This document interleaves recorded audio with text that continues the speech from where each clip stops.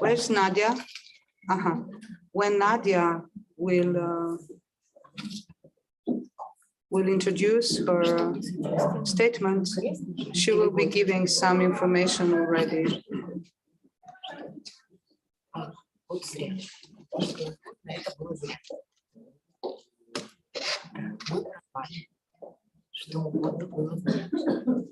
Контрольный выстрел.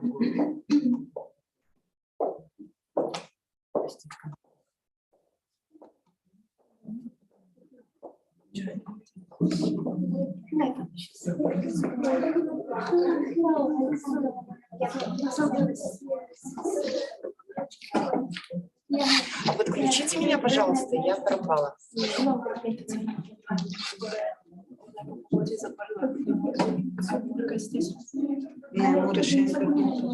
Я пропала.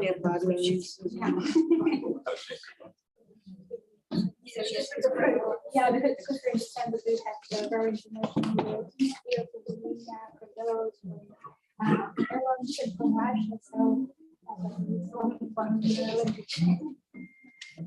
Короче, надо подключить ничего.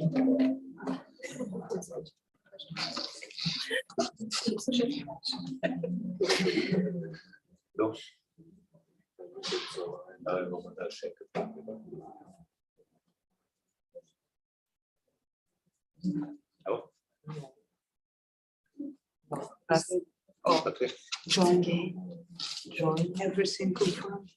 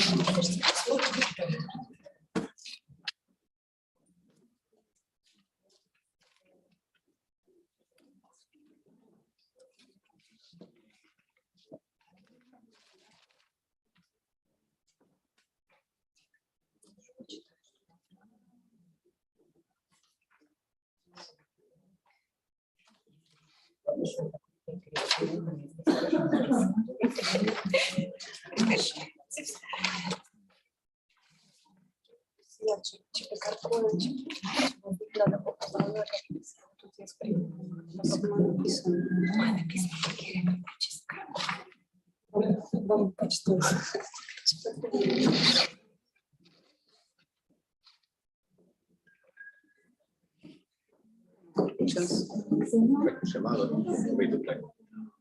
On malo neki zapisnik.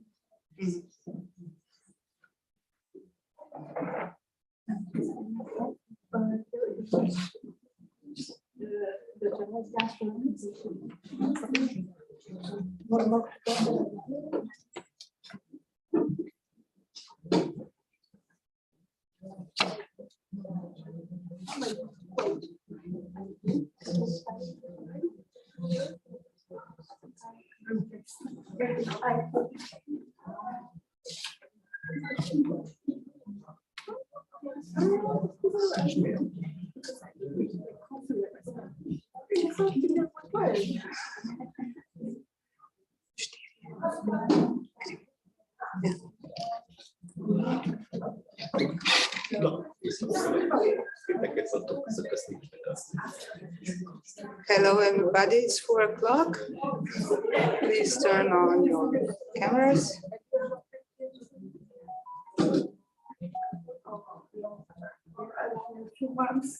And your microphones if you wish.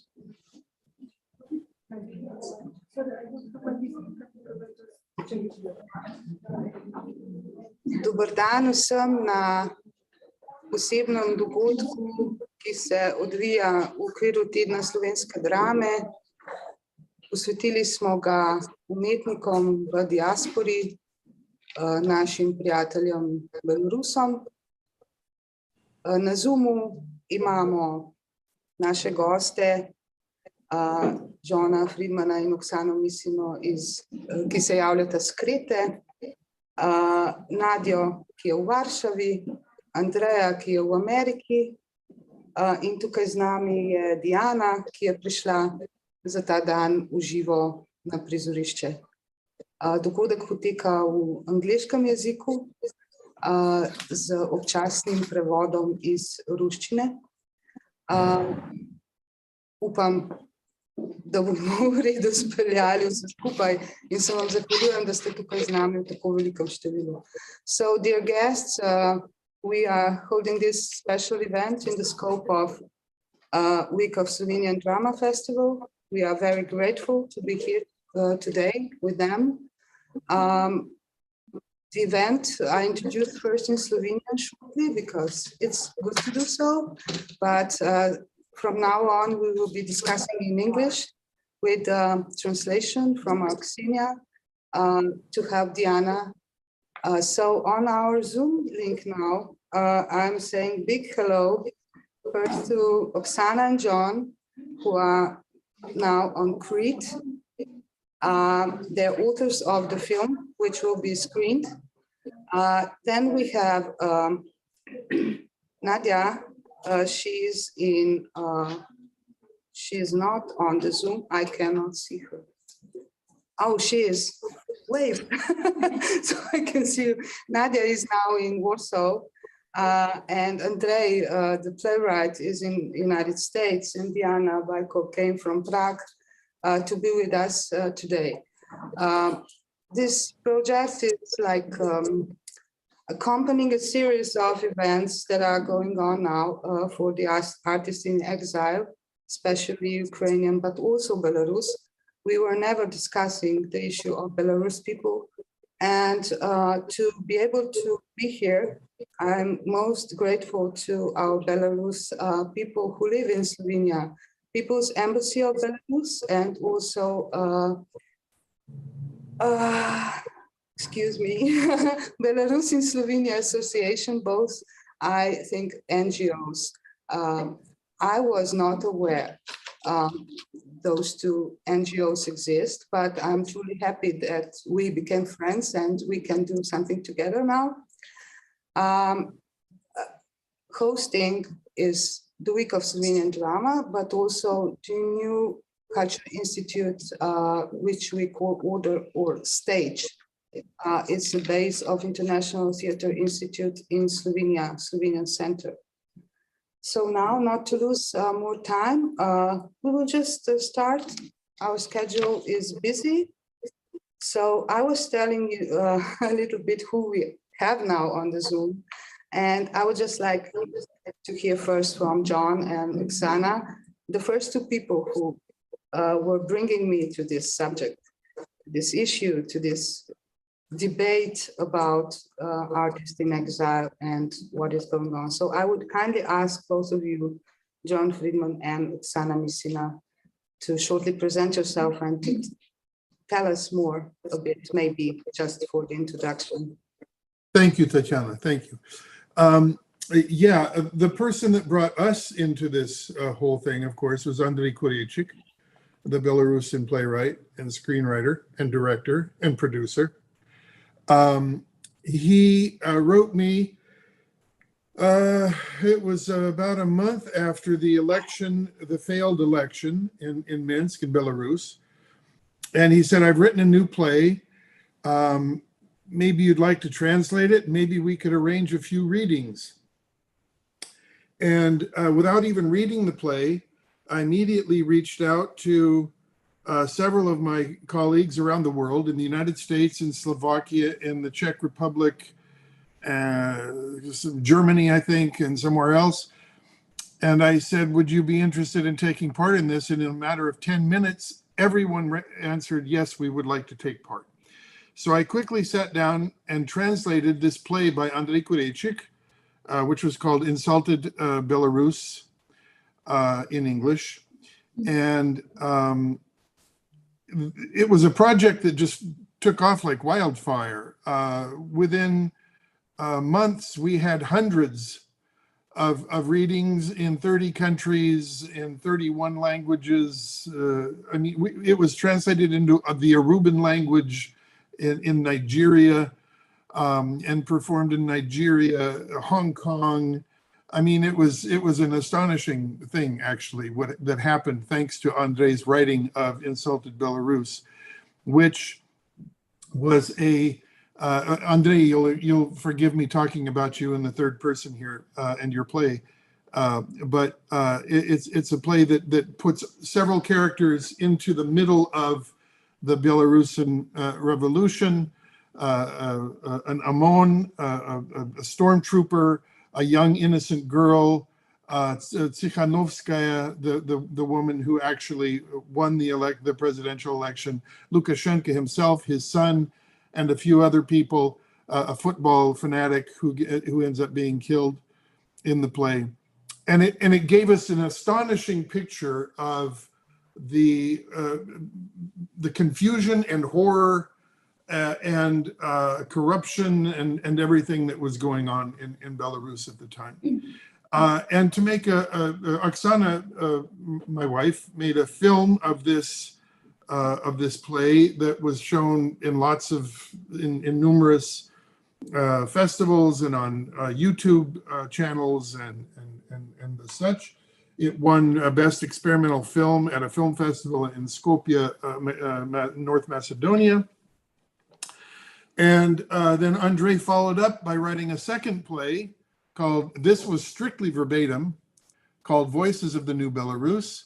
I translated that. Oksana made a film of it. We put that out into the world, and that began to have a life of its own too.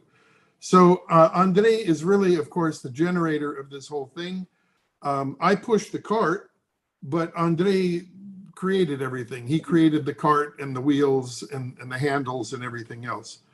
So in short, that is the project, the Insulted Belarus Worldwide Reading Project, that has two of the participants have been films that Oksana made, and I would like Oksana to say a few words about the film that she made of the second play, Voices of the New Belarus.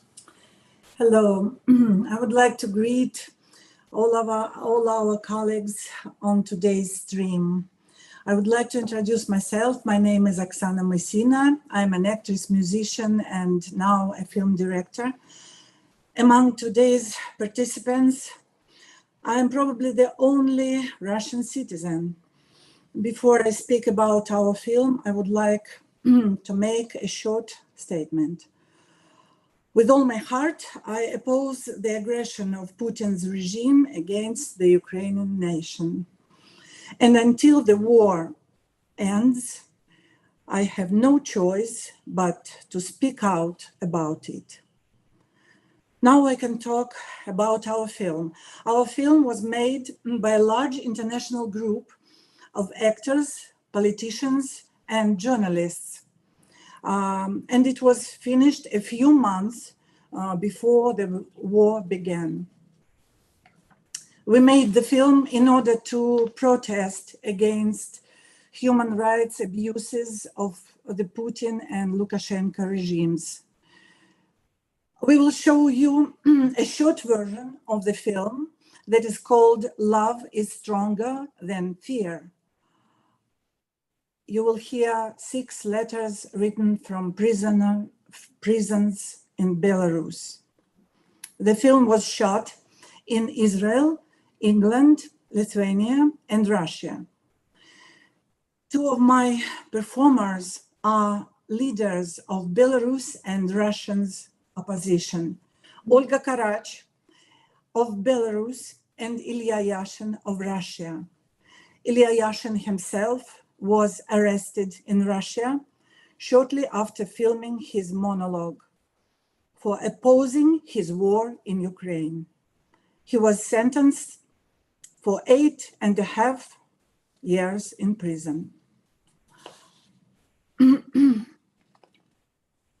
The film begins with a novella about Maria Kolesnikova, a leading Belarus activist and musician. She is the heart of Belarusian protests.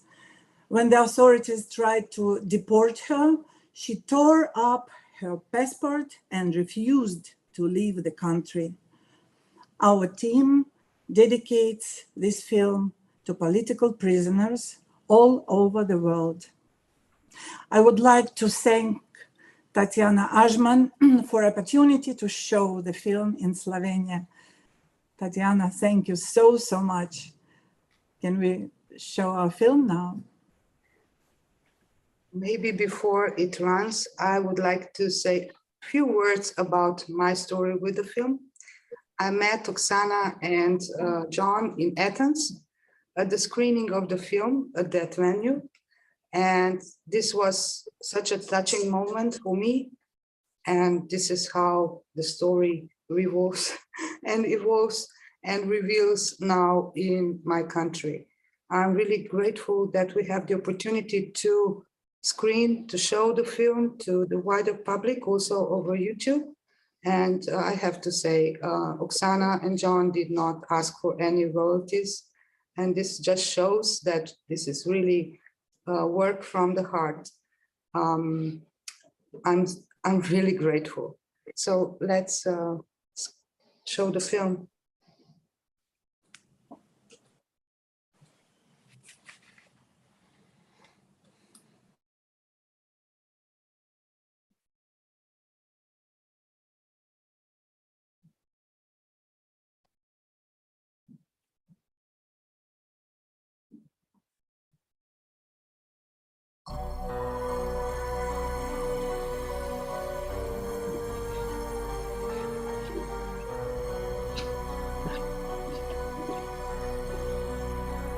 Мария.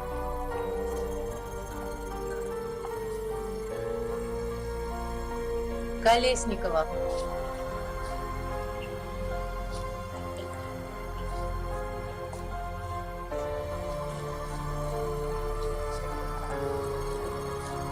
Музыкант.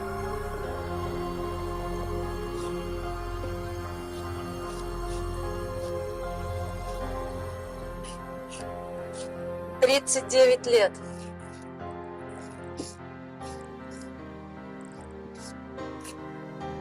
Ноль 7, 09, 2020 года.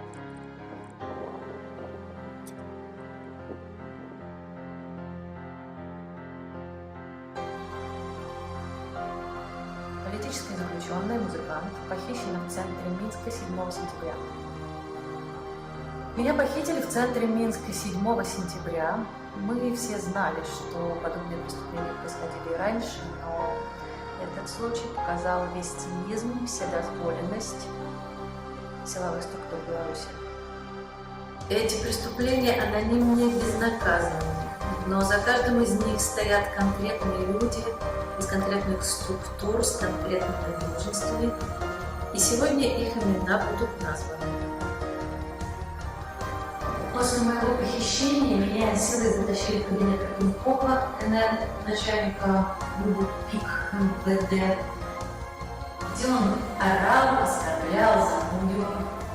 В его кабинете беседа происходила с двумя другими господами: Казакевичем Г.А., первым заместителем министра внутренних дел, Павлюченко А.Ю., начальником УВАЦ. Вы часто можете увидеть их в официальных СМИ. Они поставили ультиматум: я уезжаю из страны, из-за границы делаю, что хочу, либо меня вывезут живую или по частям, сломают пальцы, закроют на 25 лет на зоне, где я буду шить рубашки силовикам. Беседа длилась пару часов с перерывом на отдых в камере одиночки.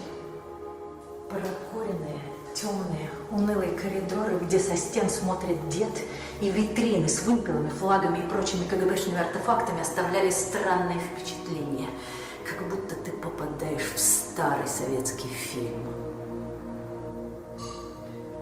Увлекательная беседа длилась до поздней ночи. Среди множества вопросов их интересовала информация обо мне, кто автор текстов, почему я утверждаю о фальсификациях, на каких основаниях утверждаю, что Тихановская победила, организовывала ли я несанкционированные массовые мероприятия, пыталась ли помешать работе госорганов, связана ли я с нехто, и цели Координационного совета. Понимаю ли я, что ответственность за избитых и убитых лежит на мне, а не на тех, кто отдавал приказы?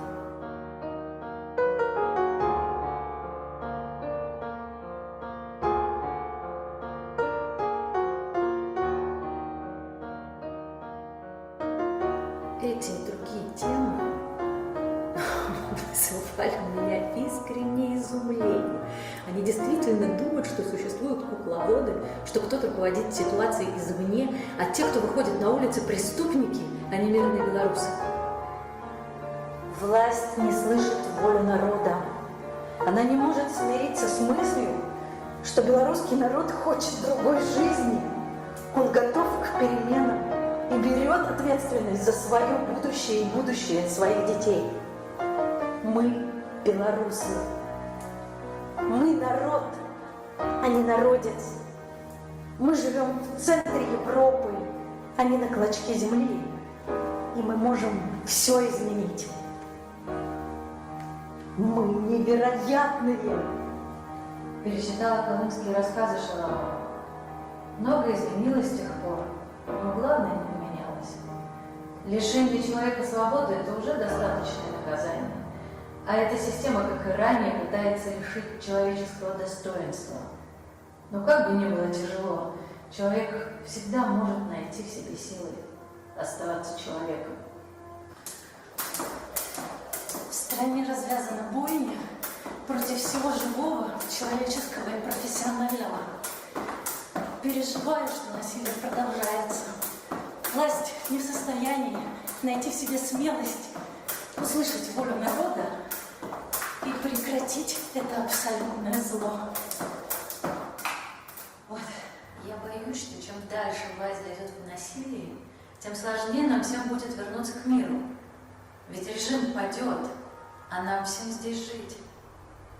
И тем, кто сажал и бил, и тем, кого сажали и били. Эти все, кто меня похищали, они невероятно слабые, в истерике. Они даже не умеют делать свою работу хорошо. У них везде бардак и хаос. Это не шутка. Я не падаю духом. Я не собираюсь падать духом. У всех своя воля и сила. И каждый из нас может все изменить. Очень важно это понимать и не сдаваться. Не опускать руки. Я ни на минуту не жалею о своем решении остаться. Не боюсь тюрьмы. И абсолютно уверена, что бояться должны те, кто совершает преступления. А мы сильные, мудрые, смелые, и любовь сильнее страха.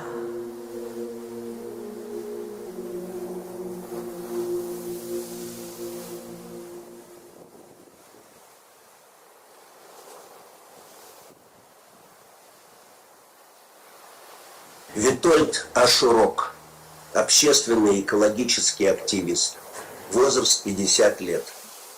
Первый раз был задержан 9 августа и приговорен к 20 суткам ареста. 19 сентября был задержан и обвинен по 2 статьям Уголовного кодекса. Был приговорен к 5 годам заключения. 21 мая 2021 умер вследствие нечеловеческих условий содержания в карцере колонии номер 17 в Шклове. Официальная причина смерти – остановка сердца. Но родным тело Витольда Ашурка было передано с забинтованной головой.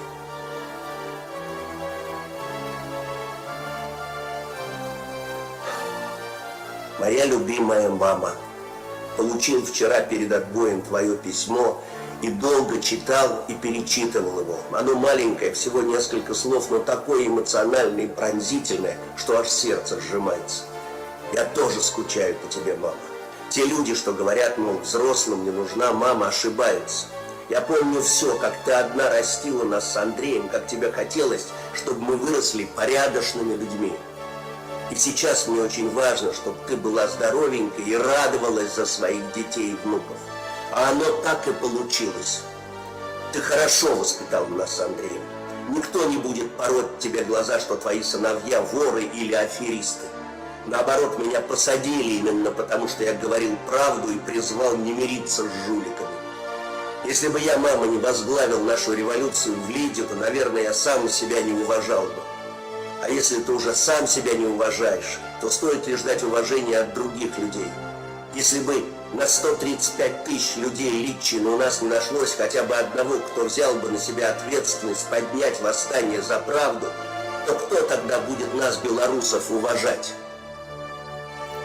Мама, люди уважают меня. Ты воспитала меня правильно. К счастью, у нас прекрасные люди, и они меня поддержали всей душой.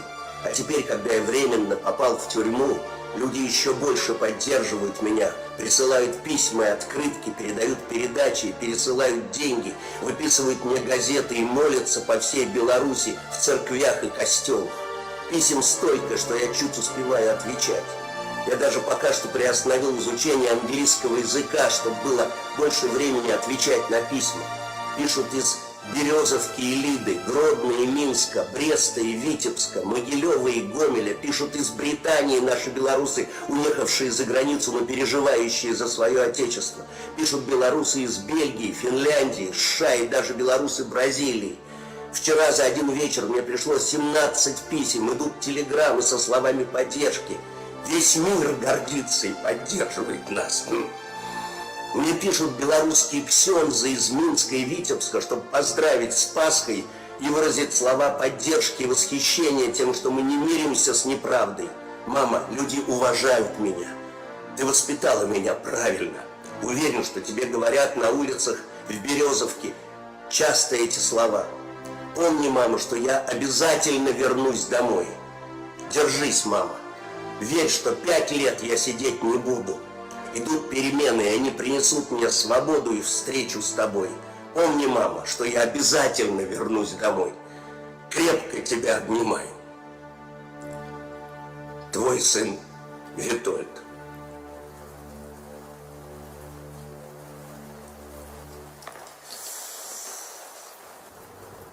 Игорь Лосик, блогер.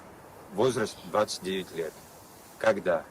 25.06.2020. Политзаключенный. Провел 42 дня в голодовке. Привет. Получил твое письмо наконец-то. По здоровью все норм. Морально все хуже после последних новостей. Обыски, сроки. Вот только что журналисткам из Белсата дали по 2 года. Я просто в шоке.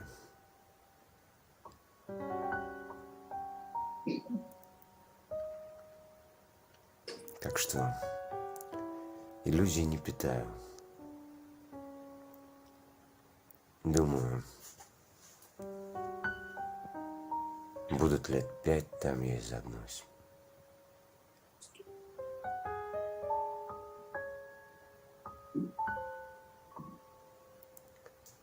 Нет уже никакого желания что-либо делать.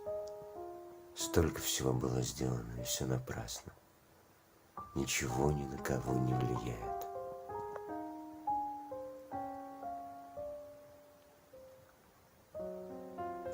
Признаюсь честно,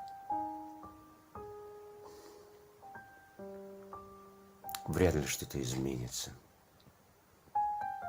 Самое главное ими уже было сделано. Затянуть время. Стандартная практика за последние 27 лет. И снова никто не оказался к этому готов. Поэтому все будет как всегда.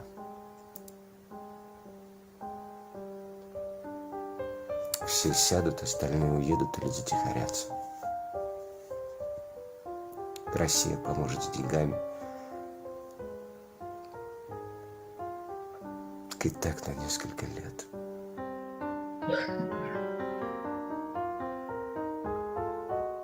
Просто я вот стараюсь к этому как-то подготовиться. Нет уже сил ждать и надеяться на хорошее, а в ответ каждую неделю на протяжении уже 8 месяцев все хуже и хуже. И когда кажется, что хуже уже быть не может, становится еще хуже. И ты никак не можешь на это повлиять.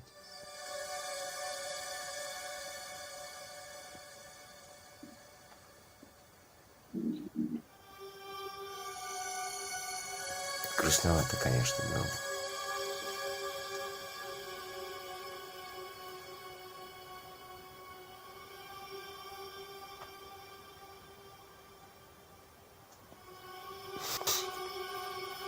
Все так и будет.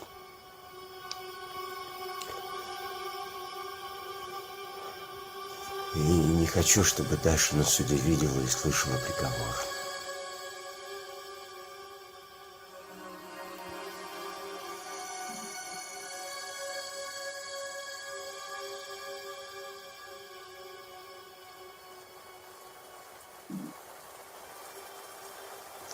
Лучше бы просто расстреляли и не видеть этого всего. Алексей Березинский, предприниматель, возраст 35 лет, политзаключенный, осужден на 3,5 года колонии усиленного режима за якобы участие в массовых беспорядках. 8 марта. В этот день я обычно садился в машину, ехал к своему другу, который занимается продажей цветов. Покупал 200 тюльпанов разных цветов, и начинался марафон. Мама, жена, ее сестра, теща, жена брата, дочка и много других. Ну, короче, каждый мужик поймет. Мне нравилось видеть женские улыбки. Они всегда появлялись в такие моменты. Весна, солнышко, тюльпаны. В этот раз что-то пошло не так, и за цветами не съездить. И погода что-то испортилась. Хотя за почти 5 месяцев за решеткой я почти той погоды не видел. Знаю, что вы сильно переживаете за меня. Напрасно. Если это цена свободы, если это выпало на мою судьбу, я справлюсь. Понимаете, здесь почти нет преступников. Здесь все понимают. Возможно, даже больше понимают, чем на свободе. Решетка. Этим они думают запугать белорусов, которые стремятся быть свободными. Но решетка здесь уже ничего не решить. Как посадить всю страну? Когда находишься здесь, то думаешь не о себе. За меня здесь есть кому подумать. Будет, обыскивают, приносят еду, снова обыскивают. Все мои мысли о том, как вы там справляетесь. Какие отметки у Варвары. Попадают ли в основной состав по своему футболу Марьян и Степа? Как там работа? Все ли хорошо с нашим дворником Василием Ивановичем? Вы часто спрашиваете, как мне помочь? Ответ прост. Продолжайте делать то, что вы вместе делали. И если у вас будет все хорошо, то и у меня здесь настроение улучшится. Я точно знаю, что тяжелее всего маме. Ее состояние после суда — это может быть самый сложный момент за все эти 5 месяцев. Мамочка, давай договоримся. Я здесь хорошо питаюсь, ношу шапку, если холодная погода, а ты стараешься поменьше волноваться, хорошо? Короче, дорогие мои, любимые мои женщины, я поздравляю с 8 марта вас здесь, на страницах нового часу. Я понимаю, что меньше улыбок станет не только у моих женщин. Эту весну у нас отобрали, и мы запомним ее такой. Но я понимаю, что очень скоро придет время, и улыбок станет очень-очень много по всей Беларуси.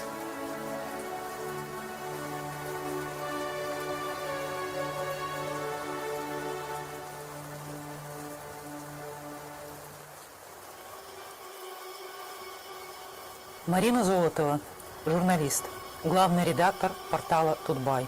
Возраст 43 года. Была задержана 18 мая 2021 года. 18 мая 2021 года спецслужбы разгромили крупнейший интернет-портал Беларуси «Тутбай». Марина Золотова была задержана вместе с другими журналистами редакции. Не сомневалась, что у нашей страны чудесное будущее, потому что Беларусь, Беларусу, Беларусь. За этот год мы так много доброго узнали про себя, что больше никогда и ни за что не согласимся быть рабами. Вы, пожалуйста, за меня не волнуйтесь. У меня все нормально. Чувствую себя хорошо и уверен, что это все не продлится слишком долго. Переживаю за людей на свободе, тем более, что убивать стали уже и во дворах. Но есть новости. Наконец завершили так называемое следствие. Судить вместе со мной будут еще Сергея Тихановского, Андрея Сакова, Дмитрия Попова, Владимира Цыгановича, Игоря Лосика. Каждого из нас обвиняют по статье 293, часть 1. Кроме того, у всех соучастников, за исключением меня одного, есть еще дополнительные статьи УК. Сущность так называемого преступления описана в обвинении очень многословно и запутанно. Но коротко его можно описать так. Наши критические высказывания в интернете вызвали рост протестных настроений и привели к сбору неорганизованной массы людей, которые совершили массовые беспорядки. Значит, мы организаторы этих беспорядков. Логика. У меня сложилось впечатление, что даже сами авторы этого шедевра юриспруденции еще не осознали совершенного им колоссального прорыва в развитии юридической практики. Тут же такие перспективы открываются, аж дыхание перехватывает. Теперь можно всех, кто последние 15 лет, срок давности по особо тяжким преступлениям, критиковал власть, обвинять в организации массовых беспорядков. Правда, на всех таких преступников мест в колониях не хватит. Поэтому начали с малого. Ну, а нам остается только гордиться, что нас выбрали первыми. Думаю, этот юридический прорыв обратит внимание всего мира. Нужно ждать делегации с Венесуэлы, Ирана, Гонконга и так далее для изучения передового опыта. Наконец, Беларусь оказалась хоть в чем-то первой в мире. Хотя главное уже очевидно. В нашей стране произошла духовная революция. Совокупность запуганных индивидуалистов внезапно превратилась в солидарное, свободолюбивое общество. Но это превращение было результатом постепенных, глубоких изменений общества, происходивших длительное время. Духовная революция нации неизбежно приведет к политическим изменениям. Народ победит.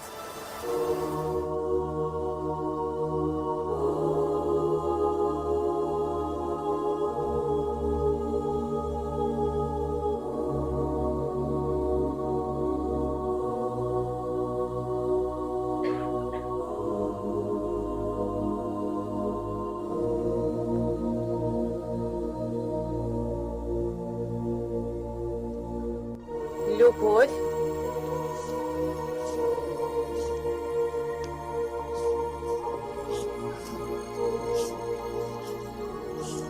Селестра.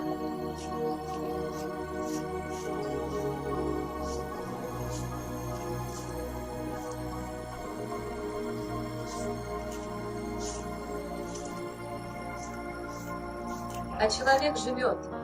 Может быть, он живет надеждами, но ведь никаких надежд у него нет. Если он не дурак, он не может жить надеждами.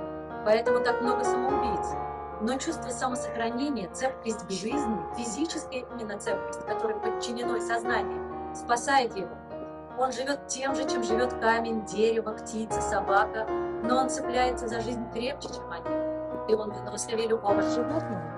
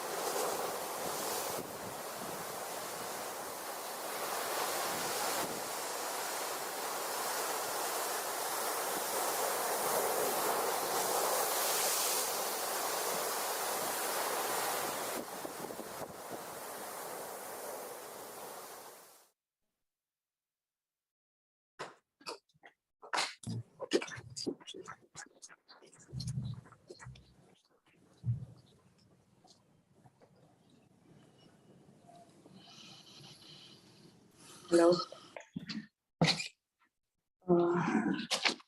Thank you for this travel to Belarus to visit people there. Thank you, Oksana and John, really.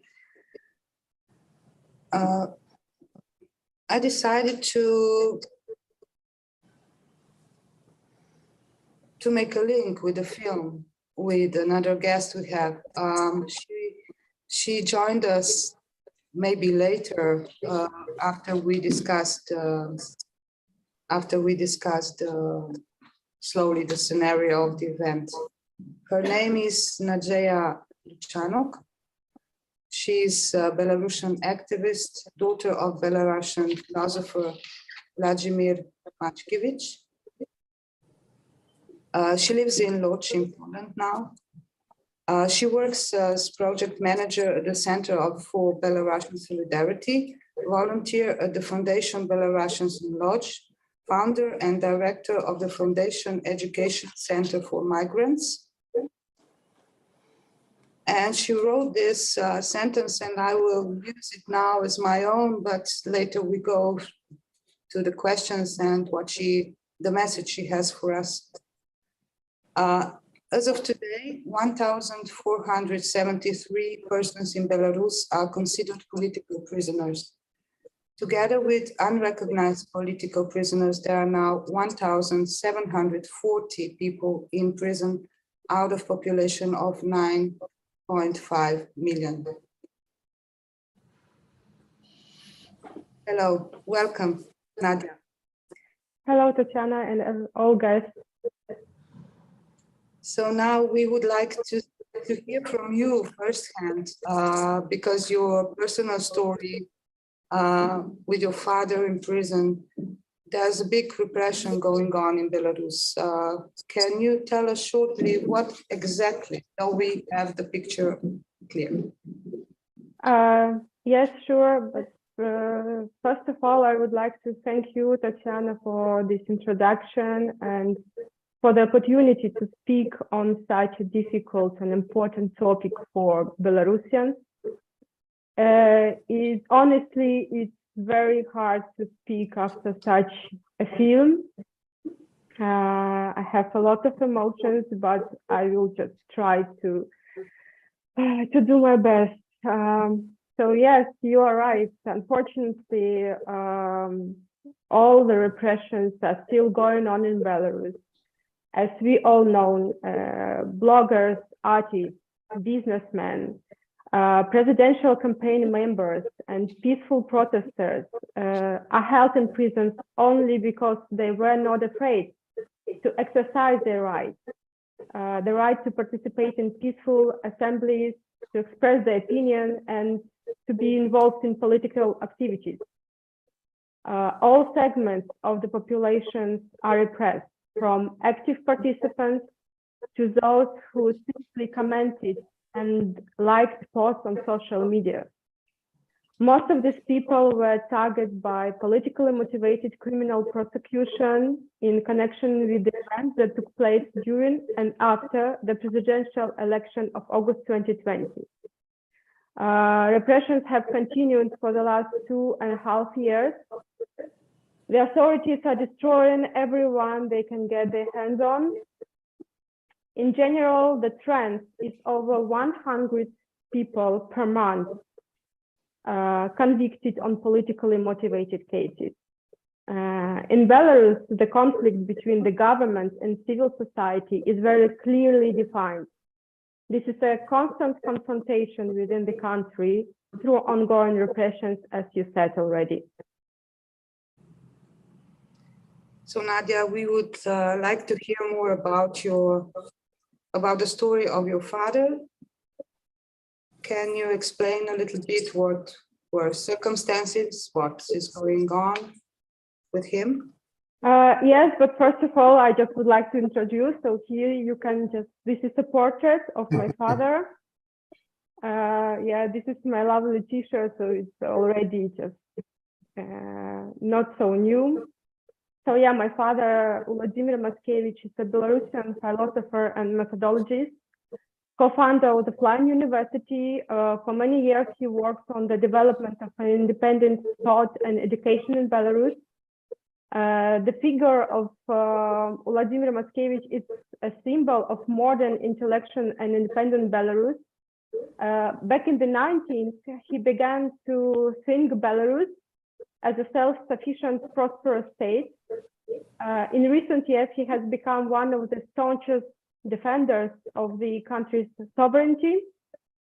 He was one of the first to draw public attention to the risk of Belarus losing its independence. In 2019, he initiated the Fresh Wind public campaign against deeper integration of Belarus with the Russian Federation. He identified the absorption of Belarus by Russia and the introduction of amendments into the constitution as two main dangers for Belarus in the next decade. And unfortunately, we know what happened and what kind of situation we have nowadays. So there's a similarity in this story which connects you with the film and with work of Andrei, which are letters. So your father was writing letters as a sign of protest. Yeah, I think that you mean that during his activity, he has also repeatedly written letters to Lukashenko, ministers Shunevich and Mackey. In 2020-2029, he publicly written and spoken daily, offering analysis of political and social topics, as well as criticism and suggestions to active citizens and political leaders. And I think for all of these activities, on August 4th, 2021, he was arrested and held more than 6 months in jail without charges. That's why in February 2022, he held a dry hunger strike for 2 weeks, demanding that his case goes to the trial.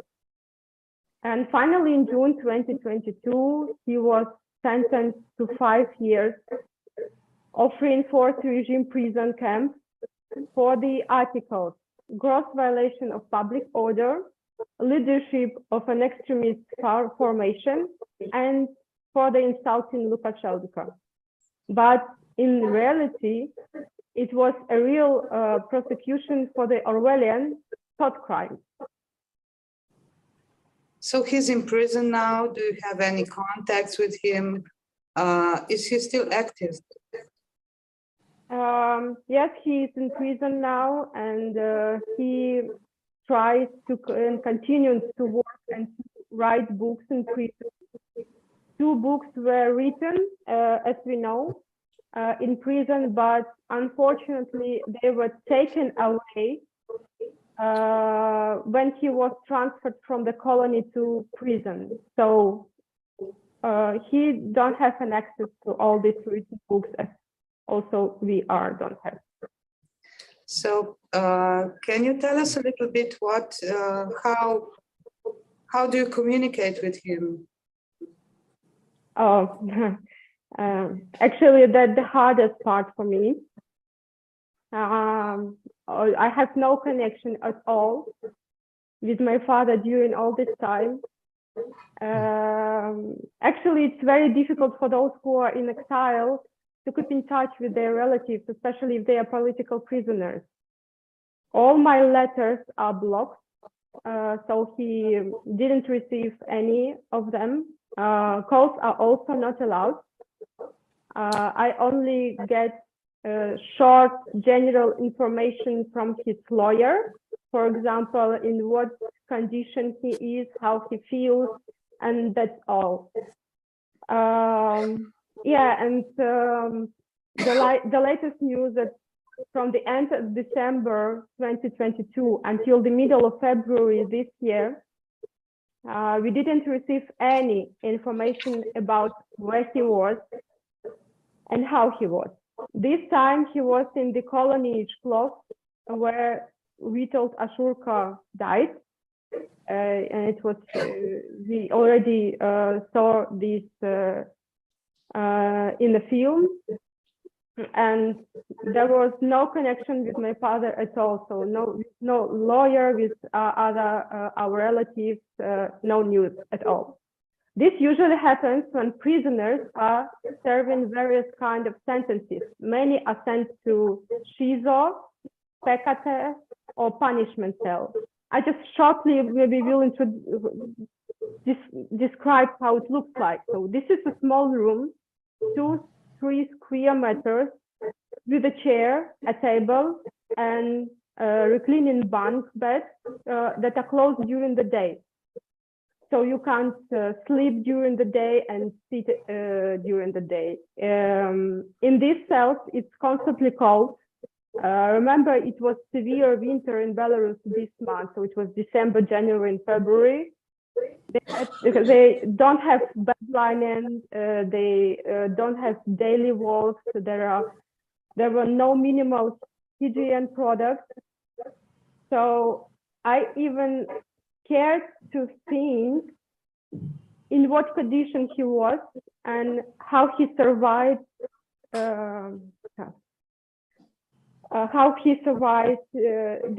at the age of 66. But in February, in the middle of February, was a closed trial took place against my father. And after this trial, he was transferred to prison in Mohilov. So as you can see, it's really hard for me, but I always feel an emotional connection with my father. I grew up in a Christian family. We believe that God never leaves us and he always saves us. And I really want to believe, that's my hope, that I will still have the opportunity to hear my father's voice sometime and see him alive. And what I can say that love is definitely stronger than fear. We agreed about this conversation. At the end, we give you the place to tell us your statement, to put your statement. Yeah. You know, the topic of political prisoners cannot be considered outside of political disclosure. Political prisoners in Belarus are the only remaining resistance we have now. We can call them prisoners of war. All political prisoners are in very difficult situation. They are simply cut off from the whole world. They don't have hope. But thanks to art, such films and events, we, their relatives and artists, have at least the opportunity not only to speak, but also to show the whole world what a terrible situation they are in right now. And I believe together we can, and actually we must, find solutions to new modern challenges and free all these people, free them all. Thank you, Nadia. Thank you very much. Thank you.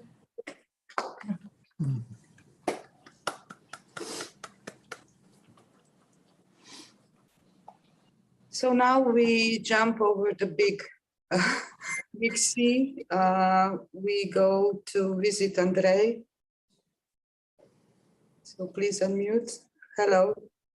Hello to everybody from city of New Haven, United States.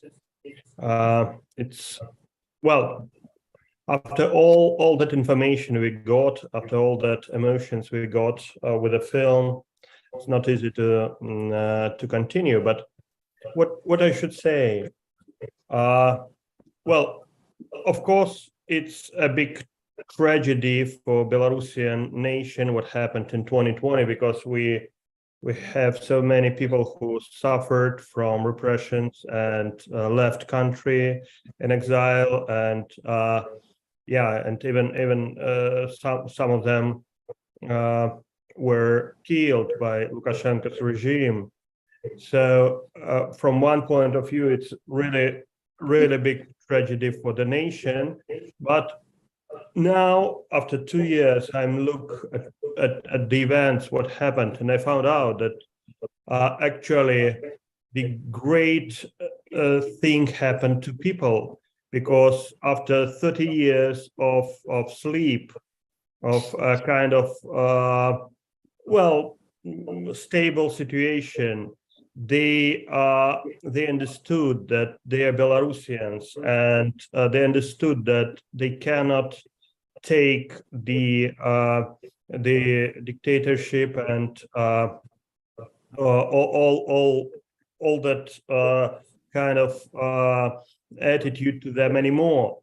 And we had a really birth of nation in that time.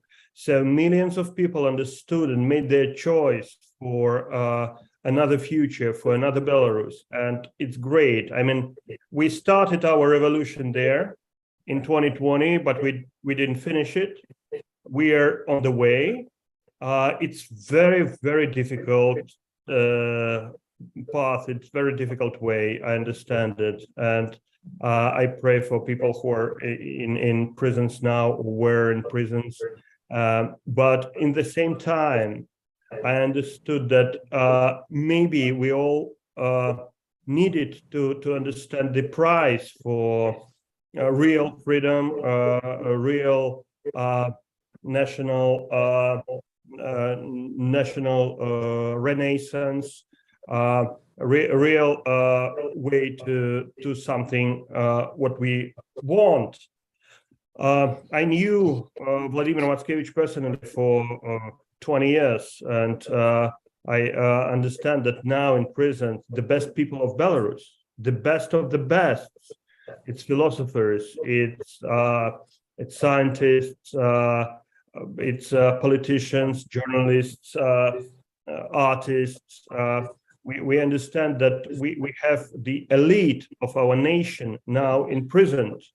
And actually the same happening in Russia, because what the regimes like Lukashenko's or Putin's try to do, they try to get rid of clever people, get rid of intellectuals, get rid of art, because art can reflect the society, the reality, not propaganda. I made these. I understand that it's not really my play. I gathered together letters, court documents, or some interviews which got to the public, and all of them are public. It's not something really exclusive, but in the same time, when you gather them together, you can see the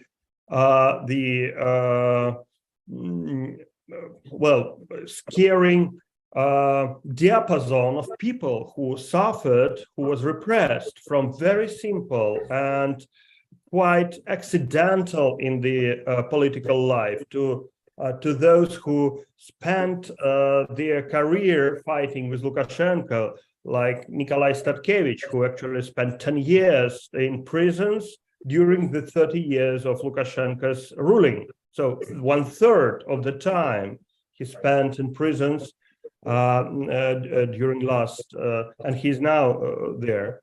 So what is this play about? This play about the humanity that in this situation, when you are alone against this repressive machine, only solidarity of different people can be our power. We cannot fight with the arms now. We cannot really make a big protests on the street because it's too dangerous and people got years and years of imprisonment. But in the same time, we can feel this humanity, and we can make a solidarity all over the world. That's why these events like this festival is so important. So I understand that now the world is focused on Ukraine war, and we understand that people are dying there, and Ukrainians do the fantastic job trying to crush this imperial and tyrannic machine.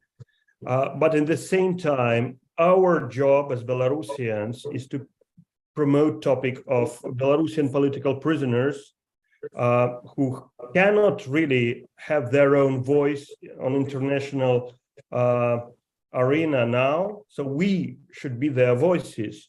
That's why I am so grateful to Oksana, to John, and to all the people of goodwill who give the voice to those people who cannot do it by themselves. And thank you for representation of Vladimir Matskevich. I think it's so important to, unfortunately, I don't know, his monologue is not in this play, but anyway, it doesn't matter because it's thousands and thousands of people. It could be hundreds of these plays, unfortunately. So when we talk about these voices, we should talk about all of them, not only these selected people. Yeah, thank you very much. Thank you, Andrei.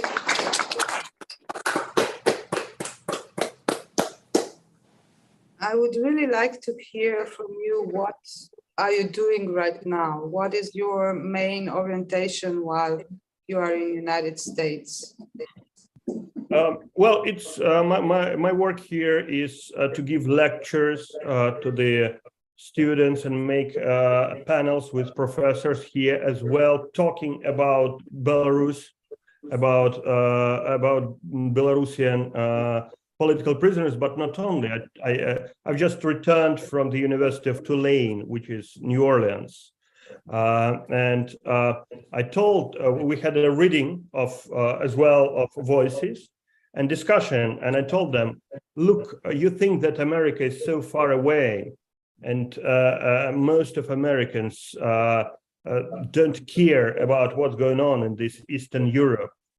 But if you really helped us in 2020, you don't need to pay billions and billions of dollars for the Russian-Ukrainian war now, and you don't need to think what to do with nuclear weapon in Belarus, which is now 100 kilometers from Vilnius, or even less. So it means that there is no small countries, there is no not important countries or nations, and you pay twice or 10 times more if you don't give this solidarity in the right time.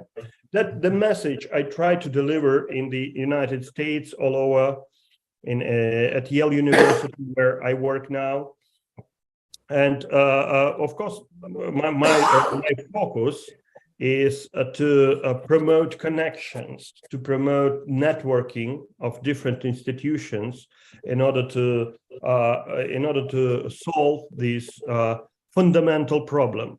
I mean, having the biggest number of political prisoners in Europe since the Second World War, it's a fundamental problem of the European society now, and maybe the world. So that's what I try to do. I do lectures, I do readings. I'm now trying to make the art installations showing the footage of our revolution, of what happened in 2020, in order to make this network of solidarity. Thank you. It's very important what you do, and thank you for bridging the time difference and to be involved in past months with us to bring this topic to surface even here. Yes, artists are important.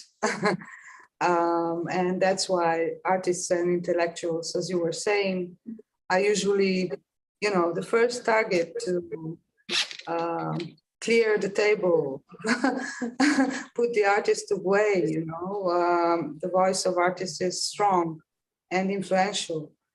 And we were discussing if it's possible to bring somebody here to be with us in person. And then Diana said she's available to come, and yes, she arrived today. She's unfortunately leaving tomorrow, but I think she will be coming back, and we will keep in touch. And I won't talk much more because I really want, she tells you her story and she speaks about her work. We were discussing about having a short stage reading of her play. I also translated it, but there was, as you can see, it's really complicated technically, this event right now. So we decided to put it later on this extra on the webpage of the festival, so you can see it. And yes, I told her we will work on translation of her play. So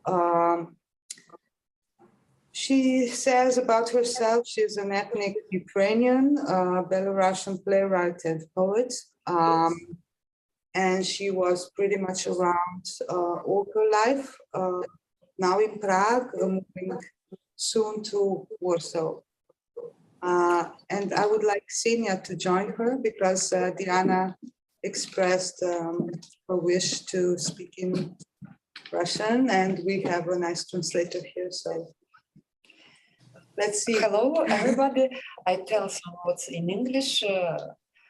My name is Diana Balika. I'm Belarusian poet and playwright. I'm resident of international organization Artists at Risk.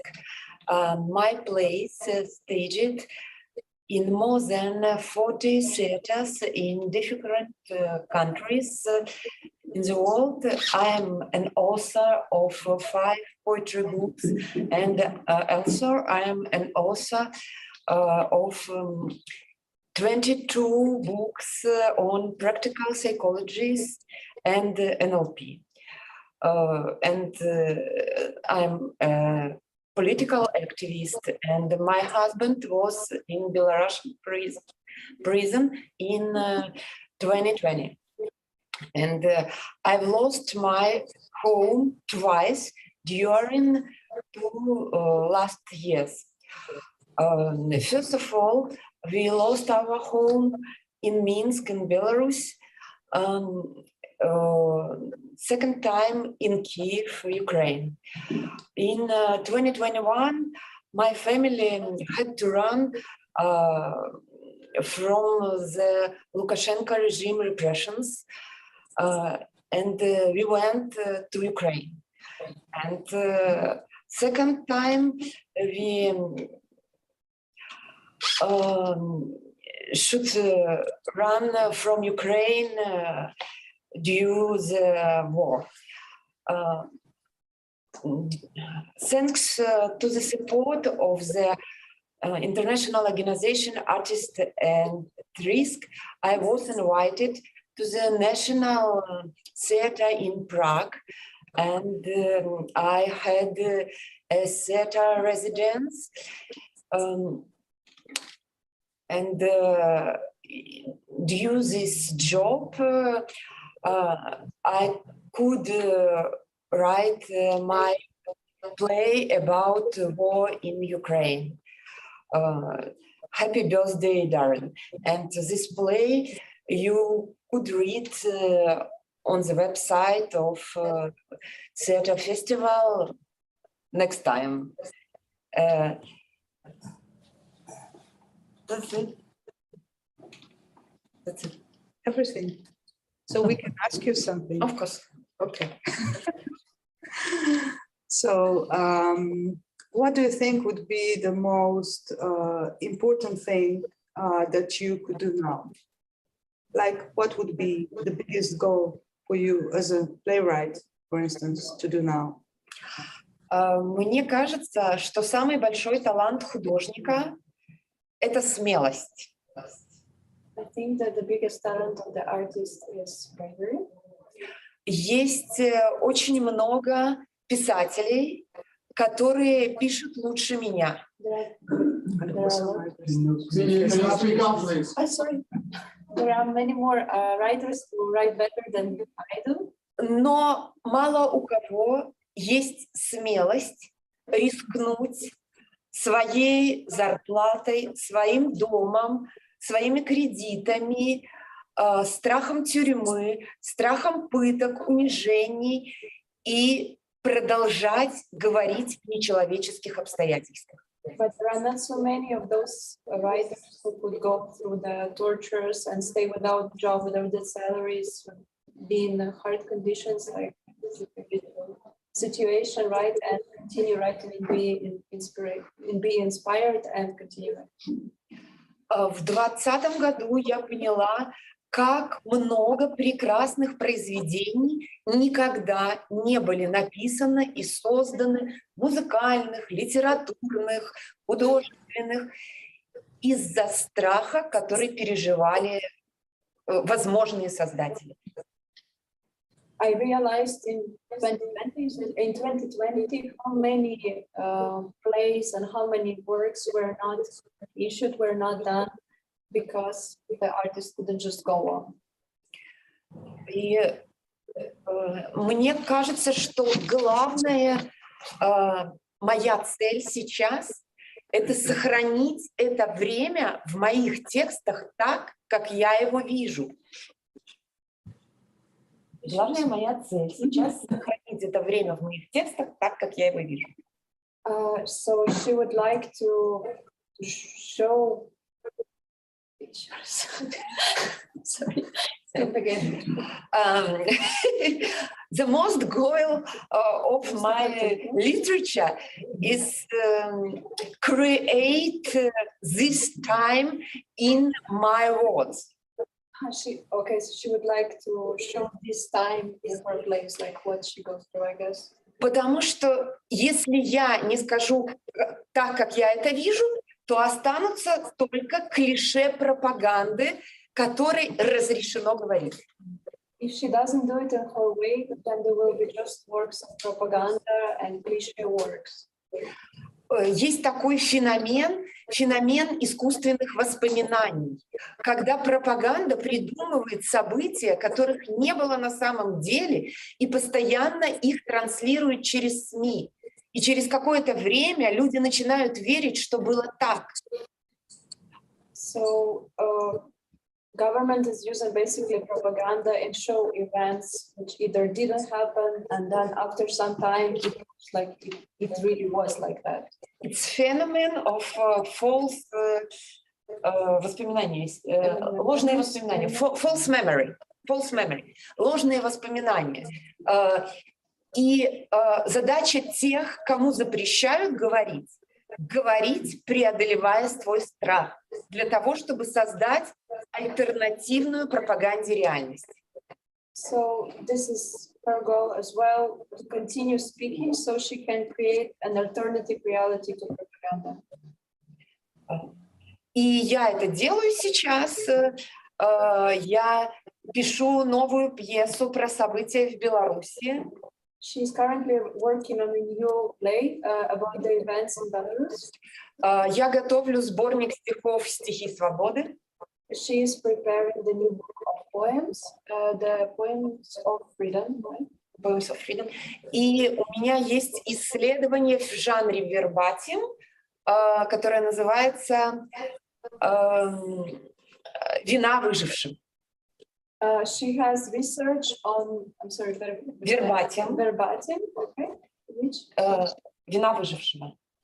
Named «Вина выжившего». The Guilt of the Survivor. Which is called the Guilt of Survivor. Это интервью с людьми, которые живут на территории Беларуси, Украины, России, уехали из этих стран, как они определяют свою вину за события последних 3 лет и как они определяют свою ответственность. It's about people from Russia, Belarus, Ukraine who left the country and who feel, and how do they feel about the guilt and everything, what is happening currently now, and are they responsible? Yes. Where does the inspiration for your characters come from?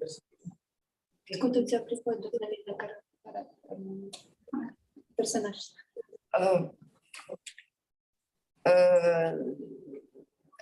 По-разному, но чаще всего мое вдохновение приходит, когда я просто подключаю попу к стулу. Потому что это хобби, когда ты ждешь вдохновения, когда это профессиональная работа, ты садишься и пишешь. Хирург не ждет вдохновения, чтобы вырезать кому-то аппендицит. Он приходит и работает, иначе все умрут. Задача писателя — садиться и писать. Хочешь, не хочешь, ты себя заставляешь, и вдохновение приходит в процессе. Okay, she doesn't wait for inspiration. She just sits down and writes because this is the main goal of professional writer, to just do her work. Exactly. We were discussing yesterday about the present feeling of you people in exile. And I would like to hear, the real feeling of how you feel now, searching for a home and what you go through, and how this affects you as an artist. То, что мы живем сейчас далеко от дома, и как тебе это ощущение поиска дома, и как артист? Это большая боль не находиться в Беларуси, потому что очень быстро выпадаешь из контекста событий, которые происходят там. So it's very hard to be at home because you're quickly fallen away from the context what is really happening in Belarus. Потому что читать новостные сводки и быть героем новостных сводок — это разные вещи. Because to read about news from the news and to be exactly in the character of this or be the one who is going through something, it's very different thing. И есть, безусловно, в моей работе определенное преломление каких-то событий. Я больше пишу о том, где я была реальным участником, о событиях 2020 года. So she writes more about like real actual events in which she participated in Belarus. Потому что я была в Беларуси в 2020 году и половину 2021 года, и я еще до конца не отрефлексировала в своих текстах эти события. So she was in Belarus in 2020 and 2021, and she still didn't finish the reflection on all of these events. Thank you for now. So I think we have a nice moment now to share a little bit of this discussion also between us. Like I would like to hear maybe from Andrei, from Nadia, of course from Oksana and John, and also from Diana, maybe like a final statement or some of your ideas or any other topic you would like to mention now. You feel it's important to talk about it. Maybe we start with Oksana and John. Oksana, хочешь? Can I ask you to translate, please, John? Okay. If it is possible. Я очень мечтала принять участие в этом фестивале, чтобы поближе познакомиться с Дианой. I've really been dreaming about taking part in this festival so that I could get to meet Diana and Tatiana better. Потому что у меня есть мечта попробовать прикоснуться к пьесе Дианы в смысле кино. Because I have a real dream of making a film of one of Diana's plays. Я считаю, что это очень сильная, очень интересная, очень тонкая пьеса. I think it's a very interesting, very subtle play. О том, насколько русские и украинцы близки, но насколько они отличаются. About how close Russians and Ukrainians are, but also about how far they are apart. И это вещи, которые, мне кажется, исследовать в искусстве необходимо, несмотря на то, что идет эта война. I think this is something that needs to be examined in art, despite the fact that a war is going on right now. Потому что все, что мы можем делать, это какие-то профессиональные вещи сейчас. Я нахожусь на Крите, оторвана от всех своих коллег. All we can do right now is do our professional work. Right now, I'm cut off from my colleagues. I'm living on Crete, the island of Crete. В то же самое время мы все владеем техническими возможностями для коммуникации, слава Богу. At the same time, we all have the technical ability to work together and be in contact. Поэтому я очень просто хочу сказать, что я очень счастлива видеть Диану и Татьяну вместе. Я очень надеюсь, что и Татьянина пьеса когда-нибудь найдет дорогу в кино со мной или с кем-нибудь еще. So I just want to say that I'm very happy to be here together with Diana and with Tatiana, because not only am I interested in making a film of one of Diana's plays, but also of one of Tatiana's plays. So this is a great opportunity. Потому что чем больше сегодня мы понимаем, что людей не разделяет ничего, кроме агрессивных и неправильных политиков. Because until we understand that the only thing that keeps us apart really is aggressive politicians. Мы должны делать все, чтобы идти навстречу друг другу. Мы, я имею в виду люди мира. I believe that we all have to do everything. People of the world, I believe we have to do everything that is in our power to come together. Thank you, Oksana. It was powerful what you were saying. I have a question for John. You know, Andrei was telling us how he tries to discuss the war and the situation in Belarus with people in the United States, and what would be necessary to do more and differently now, and what is more important, you know, the priorities of us people and the processes we have to make. But you come from United States, you were born there, and then you moved to Moscow and everywhere. And with Oksana, your life story is something to, you know, it's another movie. But how do you feel now? You live in Crete, in Greece, on an island. You sometimes travel out of Greece or are present at events online, as we can afford them now more than before. But do you think, for instance, European artists are doing enough, or we should be louder about that?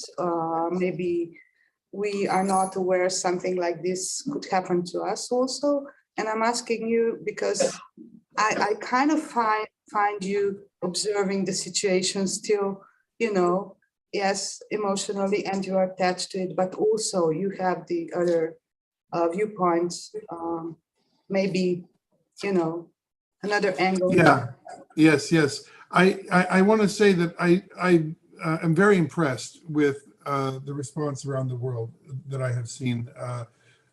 First, working with the Insulted Belarus project with Andrei, and then thanks to the Insulted Belarus project with Andrei, when the war began in Ukraine, I started up another project called the Worldwide Ukrainian Play Readings, and it has been wildly successful around the world.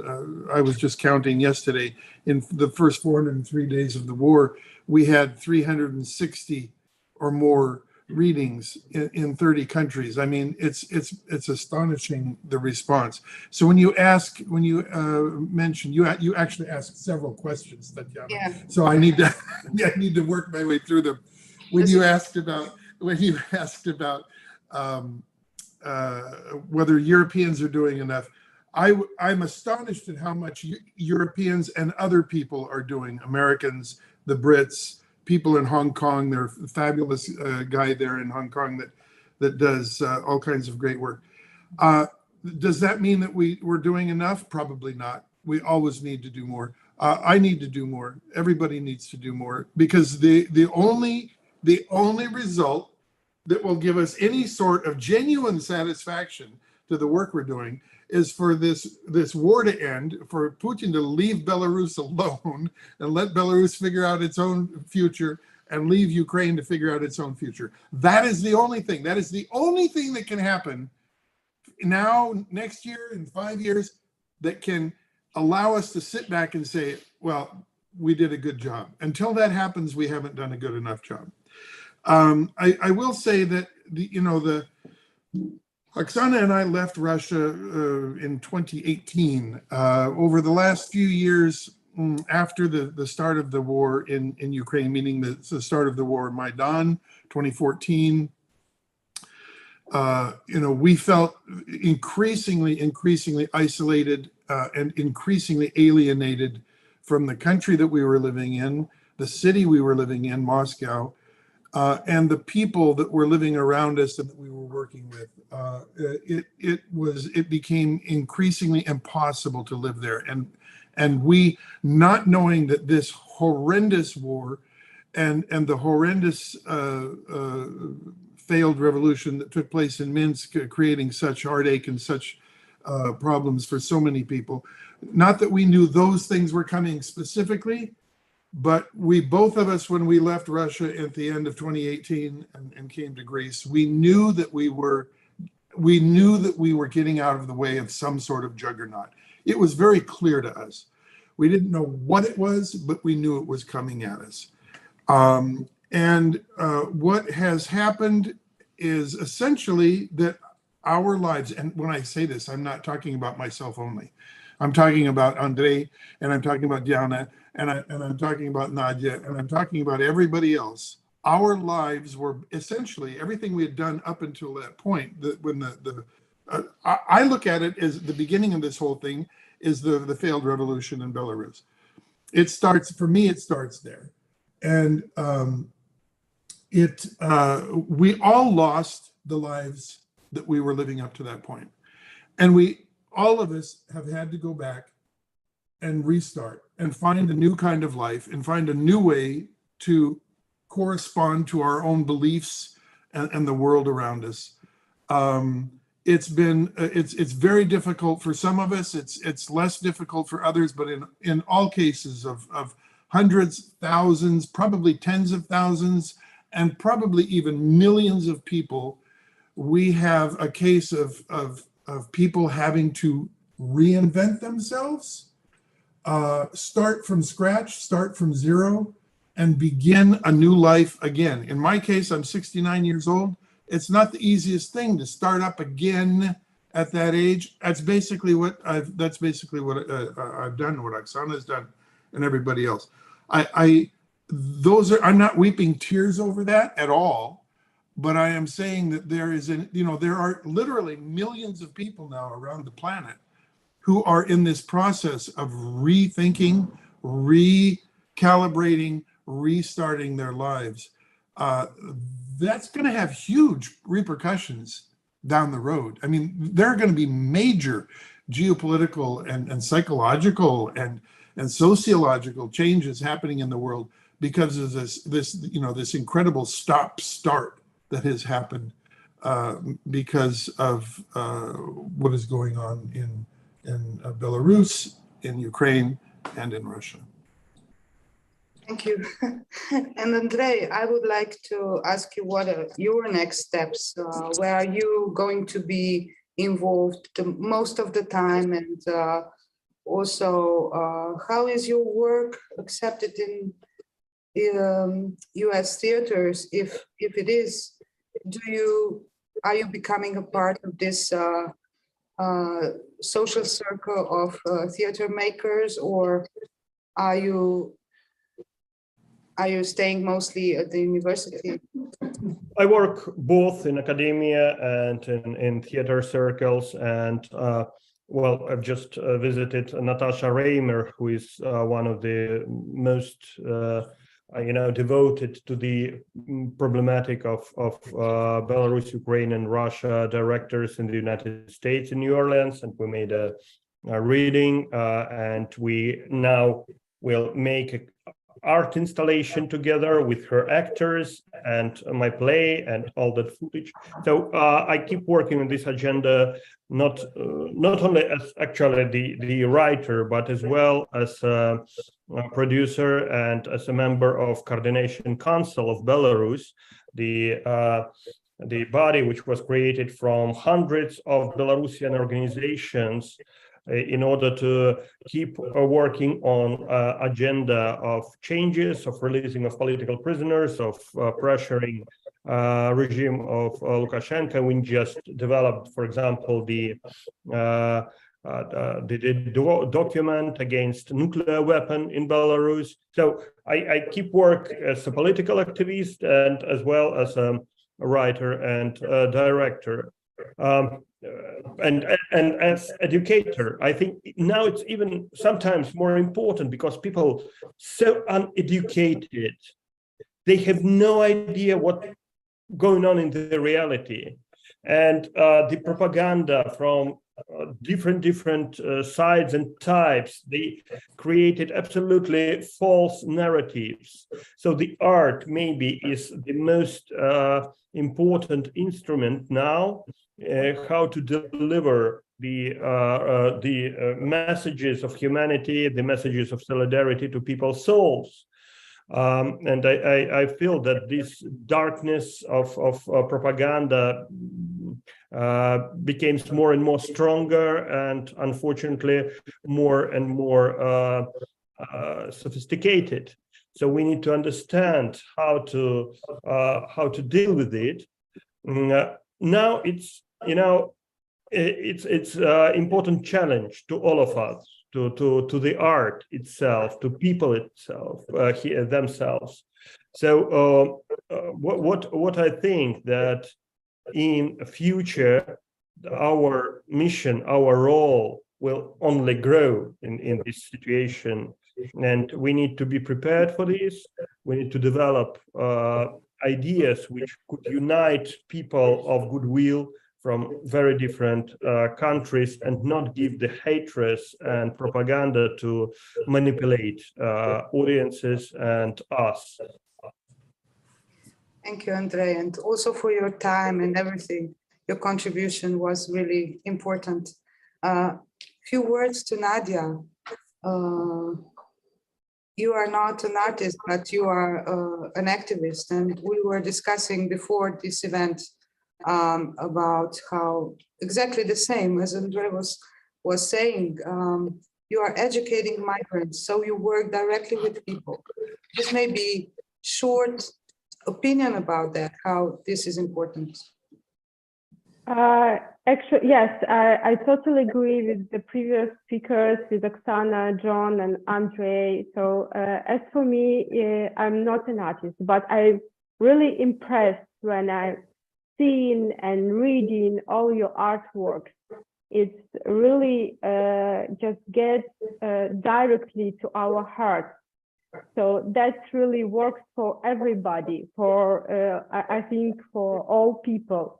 As for me, I was during all these last years, I helped all the Belarusians repressed and refugees from Belarus and from Ukraine as well. And now I see my mission to unite diaspora, the Belarusian diaspora here in Poland, and to create a general strategy, some general advocacy points for the Belarusian diaspora here in Poland, because we have numerous and a lot of actually thousands repressed Belarusians who were forced to leave their countries, and as Diana said, they're twice refugees sometimes. So, but now I also find myself to educate Belarusians, educate migrants and adults, not only young people, with some basic knowledges about political processes, about civil society, provide them also with some soft skills. So I think that we have this time to analyze what happened, to reflect, and to learn some lessons, and then to understand how we can win, how we can change the situation, and afterwards, what we will do exactly, how we will change our country, and how we will build. Yeah, so we have a lot of work behind, and now, so I just wish a lot of strength to all of us to continue to do what we do. Thank you, Nadia. And to finish with Diana, I think, yes, the same question. How will you communicate what you do with people, with your people, with other people, and how you will help civil society to get stronger, to empower?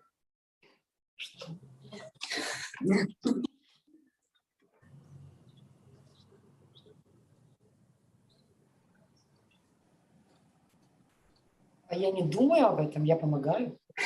She doesn't think about it, she helps.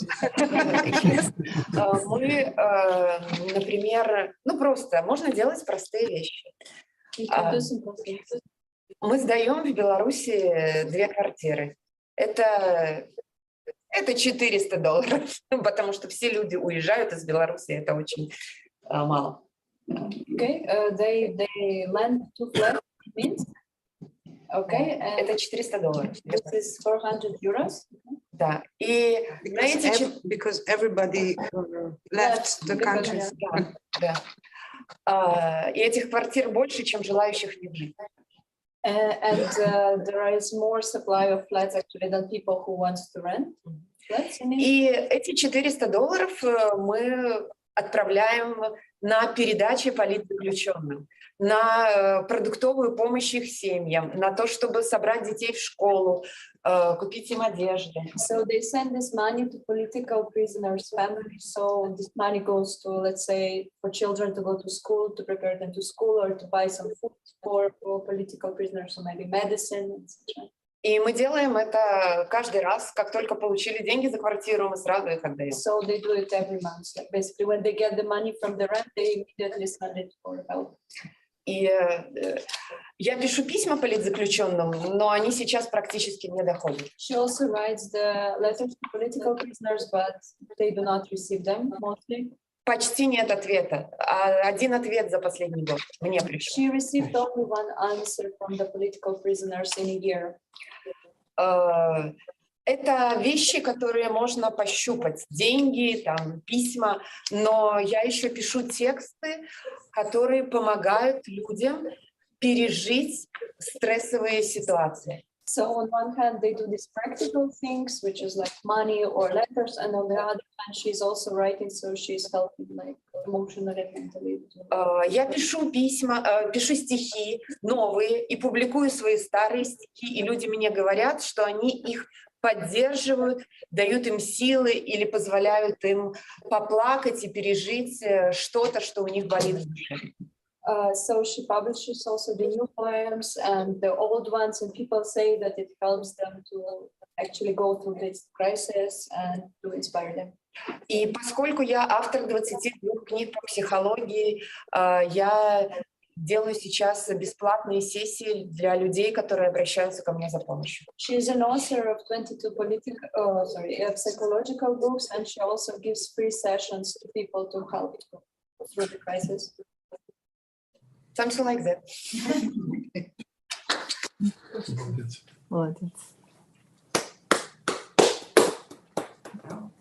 I think it was a nice conclusion to this event. I would like to repeat some more thanks again.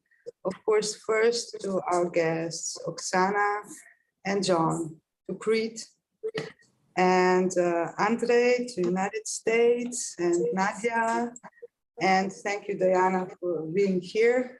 And Ksenia for translation. I would like to thank both civic organizations, NGOs of Belarus people here in Slovenia. And the biggest thanks goes, of course, to the festival Week of Slovenian Drama, who offered this nice and cozy place for us to be vocal. Yes, it is important. We were speaking about political, we were speaking about artistical. You have seen a film, you heard about Belarus playwrights and the overall situation which is there today. Thank you very much also to all of you who will watch this recording on YouTube in coming months and years. It's a document of our today, of our collaboration and love and the wish to be free. Thank you so much, everybody. I hope to see you soon, my dear guests, live also. Thank you again. And thanks to all the guests here in the school.